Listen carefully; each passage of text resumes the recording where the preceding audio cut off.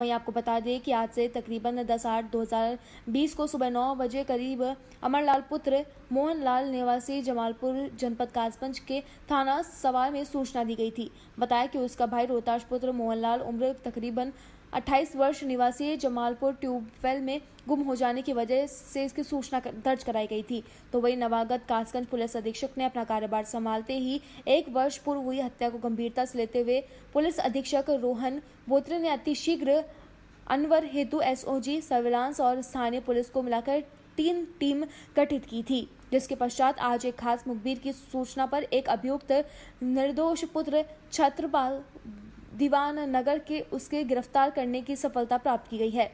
गिरफ्तार हुए अभियुक्त से पूछताछ करने पर उसने बताया कि मृतक रोहताश निवासी ग्राम जमालपुर महिला उषा से अवैध संबंध थे, जो कि मेरे दूर के रिश्तेदार एवं मित्र थी।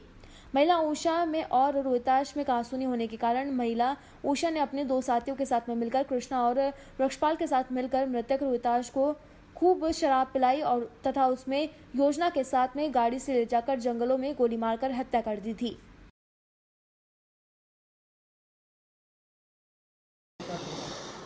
देखिए, जितने भी सीरियस और हीनियस क्राइम के केसेस थे उसका हम लोगों ने विगत 2 से 3 दिन पहले रिव्यू किया था।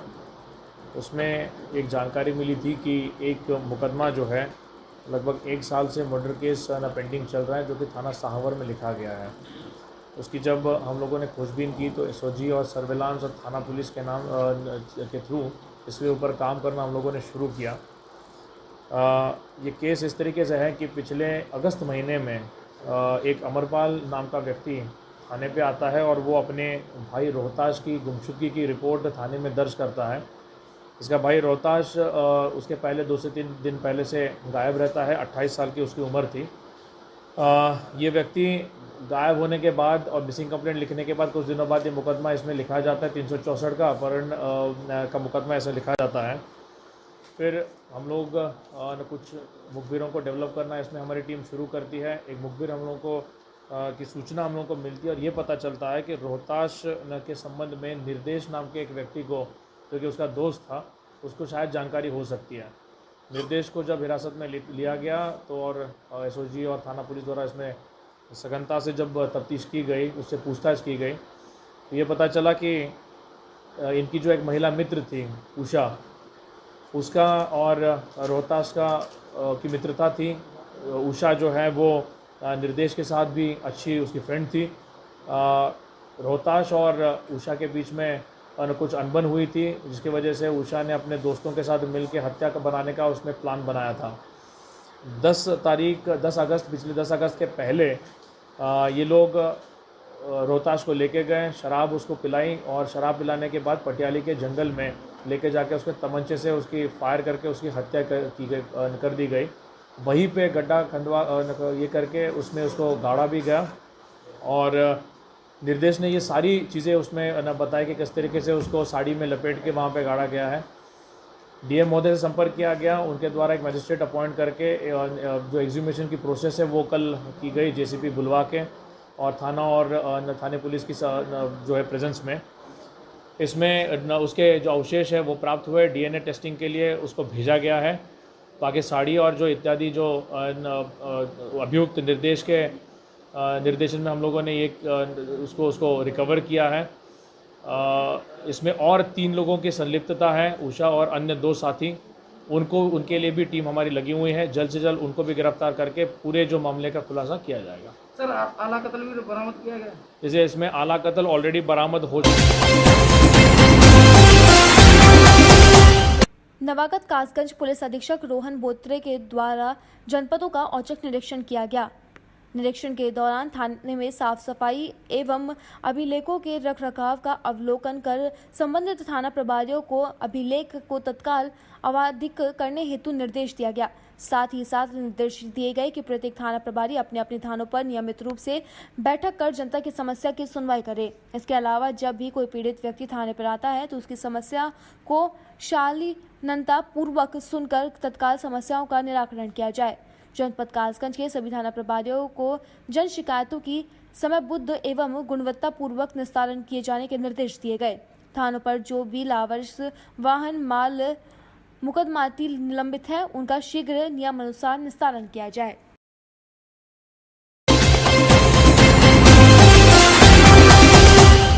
जनपद कासगंज के नवागत पुलिस अधीक्षक रोहन बोत्रे पर अपर पुलिस अधीक्षक आदित्य प्रकाश वर्मा के कुशल नेतृत्व में जनपद के सभी थानों में अपराध एवं अपराधियों के खिलाफ विशेष अभियान चलाए जा रहे हैं।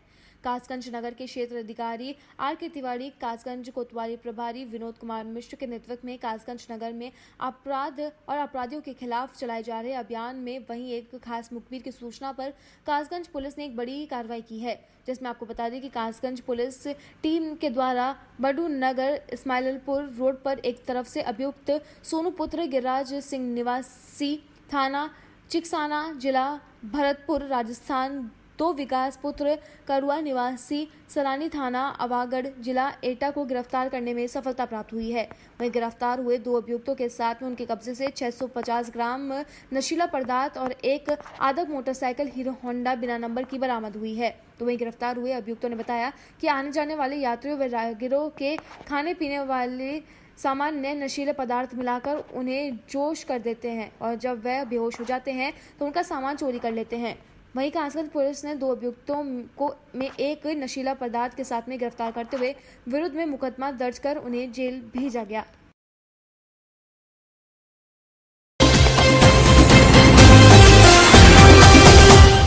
खबर जनपद बिजनौर के थाना मंडावली क्षेत्र से है, जहां पे गांव औरंगपुर बिक्कू में एक युवती ने 5 दिन पूर्व फांसी लगाकर आत्महत्या कर ली थी। परिजनों ने बताया कि गांव के ही युवक जीत सिंह ने युवती के साथ में दुष्कर्म कर उसके अश्लील वीडियो बनाकर ब्लैकमेल कर रहा था, जिससे तंग आकर युवती ने फांसी लगाकर आत्महत्या कर ली। युवती के कमरे से सुसाइड नोट भी मिला है, जिसमें जीत सिंह का नाम साफ तौर पर लिखा गया है। परिजन और ग्रामीण इकट्ठा होकर थाना मंडावली पहुंचे, जहां पर कार्रवाई को लेकर थाना मंडावली में हंगामा काटा। पुलिस को कोविड-19 की गाइडलाइन का उल्लंघन करने को लेकर गांव के लोगों और परिजनों पर कार्रवाई की गई। वहीं सुसाइड नोट में जीत सिंह के लड़के के नाम पर अश्लील वीडियो फोटो बनाने का जिक्र किया गया है और सुसाइड नोट की लिखावट की भी जांच की जा रही है। ये औरंगपुर में जो लड़के ने सुसाइड किया, इसके विषय में आप बताएं। गाँव औरंगपुर बिक्कू में सूचना आज प्राप्त हुई है कि एक लड़की ने आत्महत्या की है और उसके सुसाइड नोट के आधार पर आज हम मुकदमा पंजीकृत कर रहे हैं। सर, जो लोग थाने पे चल कर आए थे उनके बारे में क्या कर रहे हैं? थाने पर चल के आए हैं, कुछ भीड़ है, उसमें जांच कर आवश्यक कार्रवाई की जाएगी। सर, इसमें कुछ पार्टी के लोग भी थे? किसी पार्टी से जांच का विषय कौन सी पार्टी कौन सी के नहीं थे, जांचोपरांत ही कार्रवाई की जाएगी।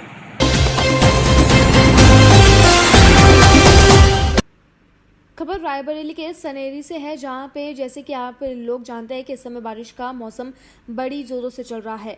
एक ऐसा ही मामला सामने आया जहां करीब एक परिवार का मकान बारिश के कारण गिर गया और वो लोग बार बार बचे। गरीब परिवार के लोग, जिसमें कि उस गरीब परिवार के प्रधान द्वारा अब तक आवास नहीं दिया गया। कई बार शिकायत की गई, वह 1076 पर सूचना दी गई, सभी कर्मचारी लोग अनदेखा कर गए। तो वहीं सरेनी क्षेत्र में पूरा नया पुरवा गांव के रहने वाले जवाहरलाल पुत्र मोतीलाल एक गरीब परिवार से गांव में रहकर जीवन यापन करते हैं। वह आज कुदरत ने इतनी जोर से बारिश की कि पूरा मकान गिर गया। सर छुपाने के लिए जगह नहीं है। गरीब पीड़ित परिवार प्रशासन से गुहार लगा रहा है और मीडिया कर्मियों के सामने गिड़गिड़ाता रहा है। सरकार से गुजारिश कर रहा है कि हमें कुछ मदद की जरूरत है। इस गरीब परिवार को आवास की अति आवश्यकता है और इन्हें आवास प्रदान किया जाए। जवाहरलाल, कौन सा गांव है? ये पूरे नया पर्वत खेड़ा। क्या समस्या है आपको? ये साहब हमारी पीछे की पूरी दीवार गिर गई है, बगल की भी गिर गई है और बैठने की जगह नहीं साहब। हम कहाँ ले जाएं अपना ऐसे ठंडीला। छप्पर धरे ये भी सब टूट गए हैं, गिर गए हैं। देख लीजिए साहब आपके सामने। किसी को शिकायत किया है?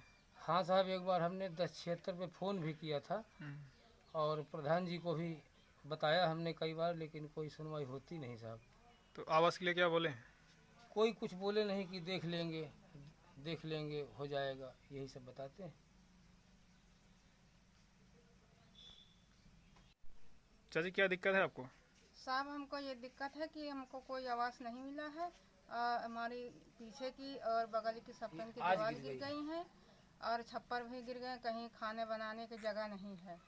एक कमरा है आगे, बस उसी के पीछे हमको अभी आवास तक नहीं कोई मिला। आवास नहीं मिला। कोई आवास हमको नहीं दिए हैं। ये जो घर गिरा है कैसे गिर गया? घर अब ऐसे गारा की माटी की दीवार है, उसी में बारिश में गल के गिर गए हैं।